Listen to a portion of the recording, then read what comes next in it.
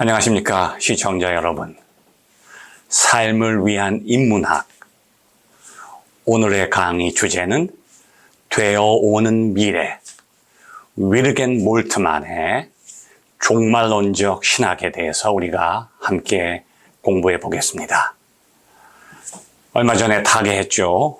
98세로 타계한 금세기 마지막 신학자 위르겐 몰트만의 신학의 독특성을 우리가 한번 살펴보기로 하겠습니다. 이 몰트만이라고 하는 사람은 삶의 여러 가지 고난 과정을 거쳤죠. 특히 2차 대전 시기에 아주 어린 나이에 17살 때 전쟁에 참가했다가 독일군 포로로 잡혀서 영국의 포로 수용소에 수용되었던 경험을 가지고 있습니다. 그 경험 속에서 이 몰트만은 그 두려움과 공포를 이기기 위해서 성서도 많이 읽었지만 그가 가장 애착을 가지고 읽었던 책이 바로 에른스트 블로흐의 프린집 호프농, 희망의 원리라고 하는 그 책을 통해서 이 몰트만이 결정적인 영향을 받았죠. 이 절박한 절망의 한복판에서 말하자면 키에르케고르가 말했듯이 인간이 육체적으로 죽음을 경험하는 것보다도 더 심각한 고통이 있다. 이것은 정신적인 죽음인데 사람을 죽음으로 이끄는 가장 무서운 병이 있다는 거죠. 암보다 더 무서운 병이 뭐냐? 절망이라고 하는 거예요. 이 어린 몰트만은 포로 수용소 속에서 많은 사람들이 절망 속에 고통을 받으면서 죽어가는 모습을 경험했고 그 가운데서 살아남는 사람들의 모습을 그 사람은 희망이라고 하는 시각을 통해서 보게 되었죠. 희망이라고 하는 것이 인간의 삶을 유지시키는 힘이구나. 그리고 이 희망의 원리를 통해서 신학을 다시 쓰게 되죠. 많은 신학자들이 시간적인 순서로 신학을 전개시켜 나갔는데 몰트만은 시간을 무너뜨려 버리죠. 말하자면 전통적인 신학에 있어서 가장 결정적인 한계가 시간성이라고 하는 거예요. 시간성 속에서 성서를 이해하고 신학을 구성한 것이 바로 신학의 결정적인 실패라고 그는 강조하게 되었죠. 그리고 신학을 거꾸로 시작하는 거예요. 다시 말해서 종말로부터 신학을 다시 시작해요. 그러니까 종말은 끝이 아니고 그에게는 신학의 출발점이죠. 바로 그 최초의 저서가 희망의 신학입니다. 희망이라고 하는 것이 사실은 이게 기독교적인 용어인데 엘피스라고 하죠. 엘피스. 우리가 말하는 희망, 호프하고 좀 다른 거예요. 내가 소망을 갖는 순간 소망을 향해서 전개되는 것이 아니라 시간이 거꾸로 흐른다는 거예요. 그 소망의 목표가 현재 안으로 뚫고 들어와요. 그래서 현재를 변화시키고 나를 그 소망의 목표로 이끌어 인도하게 되는 거죠. 이것을 몰트만은 라틴어 아드벤투스라고 하는 개념으로 설명하죠. 라틴어에 미래라는 단어가 두 개가 있는데 하나는 후투룸이라고 하는 게 있어요. 후투룸.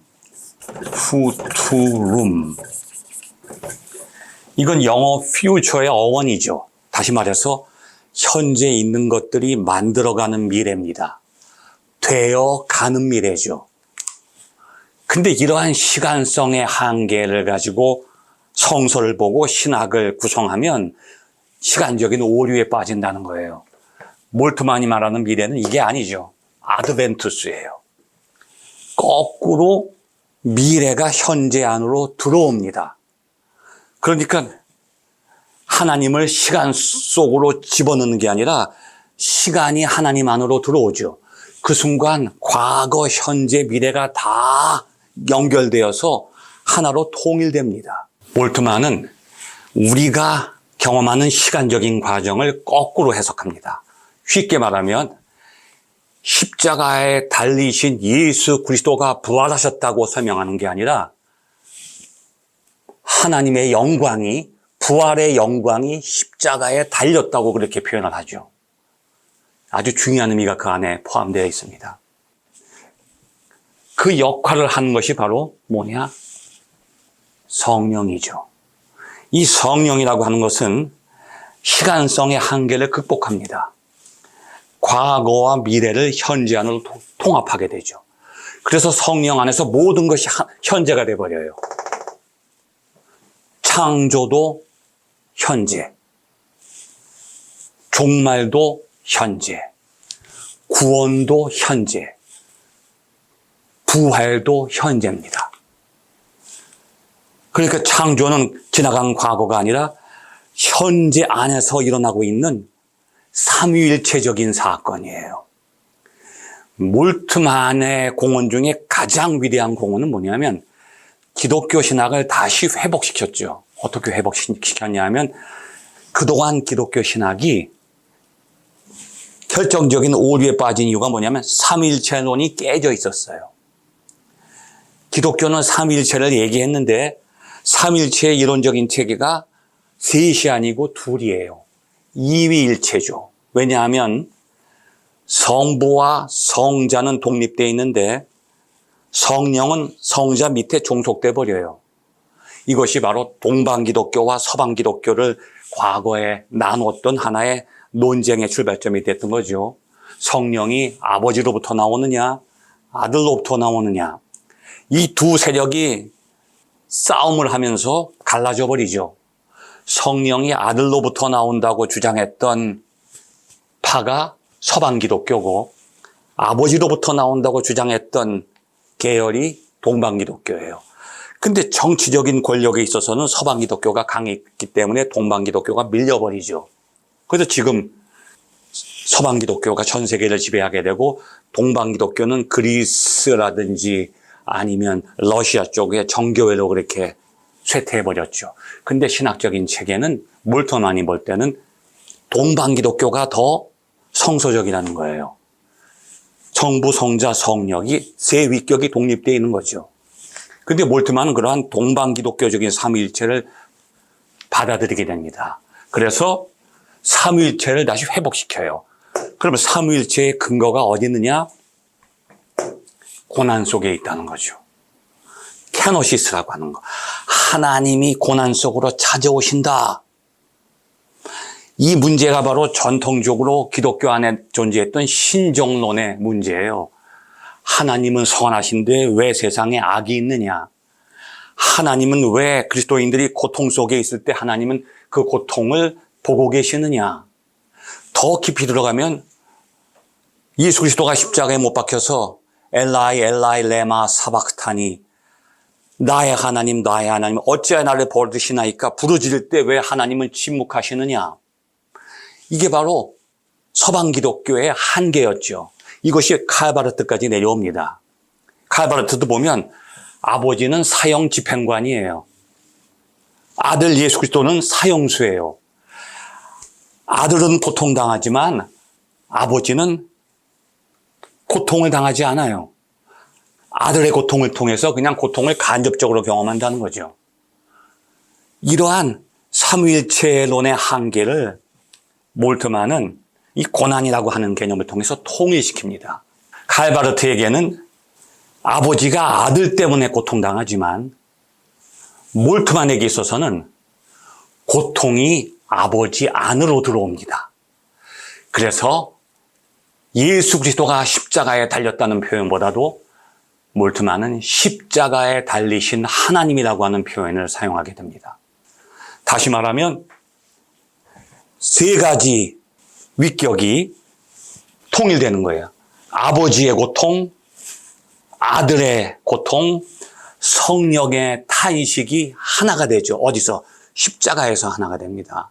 그리고 창조 안에서도 세상을 만드시는, 현실화시키는, 모든 것을 현실로 만드는 말씀이신 그리스도, 그리고 창조의 능력이신 하나님, 그리고 창조의 영인 루하그 성령, 창조도 삼위일체의 역사고 십자가도 삼위일체의 사건이고 구원과 부활도 삼위일체의 사건이라고 하는 거예요. 그래서 몰트만은 삼위일체 신학을 다시 회복시켰다고 하는 결정적인 공헌을 하게 된 것이죠.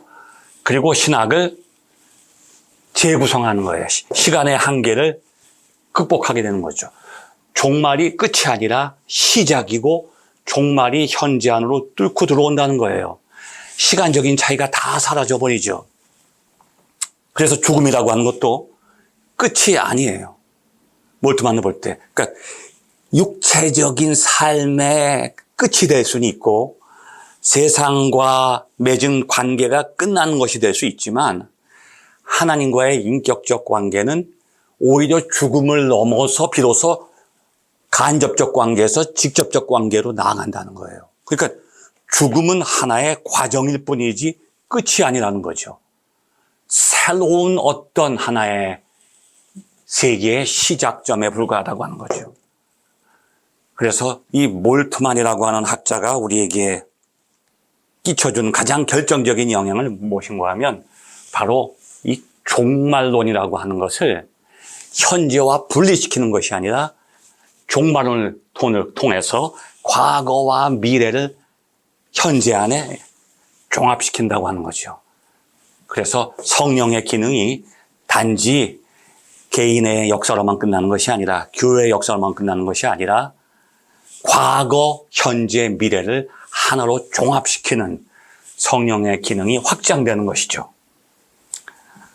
그래서 몰트만은 지금 이미 타계했지만 몰트만의 신학을 통해서 불완전한 삼위일체 신학이 회복이 되고 창조와 십자가와 부활과 종말의 이 시간적인 그런 차이가 현재 안에 모든 것이 하나로 통합된다고 하는 것입니다.